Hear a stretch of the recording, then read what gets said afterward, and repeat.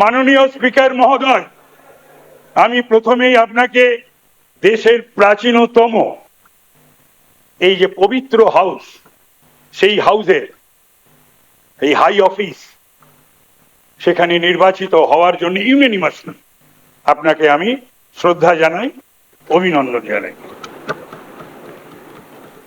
আজকে এই 26-এর ধর্মযুদ্ধে, এটা তো মেয়ার একটা ইলেকশন ছিল না, এটা শুধুমাত্র একটা সরকার গড়ার আর নির্বাচিত হয়ে আসার ইলেকশন ছিল না, এটা ছিল ধর্মযুদ্ধ। সেই ধর্মযুদ্ধতে যারা জিতে এসেছেন আমি তাদের অভিনন্দিত করছি।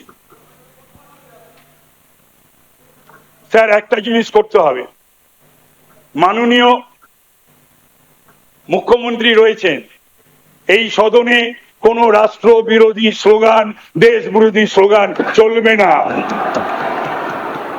আইন করে বন্ধ করতে হবে, আইন করে বন্ধ করতে হবে, প্রয়োজনে বিল এনে। পশ্চিমবাংলা সাপ মুক্ত হয়েছে, পশ্চিমবাংলা পাপ মুক্ত হয়েছে, পশ্চিমবাংলা ভয় মুক্ত হয়েছে। যারা যারা হাউসের ভেতরে, মাননীয় শোভনদেব চট্টোপাধ্যায় মহোদয়, তাকে বলতে হলো, এখানে এক বলতে হচ্ছে, কিছু করার নেই। কালকে কেউ হাইকোর্টে গেছিলেন, আজকে সর্বভারতীয় তৃণমূল কংগ্রেসের সারা বাংলার দল, তার আবার সর্বভারতীয় সাধারণ সম্পাদক, সে ব্লক অঞ্চল থেকে বিজেপি প্রার্থীদের, থামুন, বলাই জানেন কিছু, থামুন, আজ দুটো টাকা সব বলা যায়, এটা ও কিছু হবে না বলে উঠে লাভ নেই, বসো, উঠে লাভ নেই, বসো, না বলতে দিতে হবে।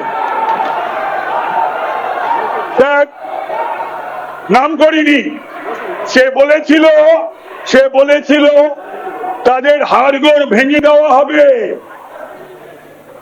আমি বলবো সে যেন এবার বেরোয়, বিজেপি কিচ্ছু করবে না, তার ব্যবস্থা তৃণমূলই করবে, জনগণ করবে।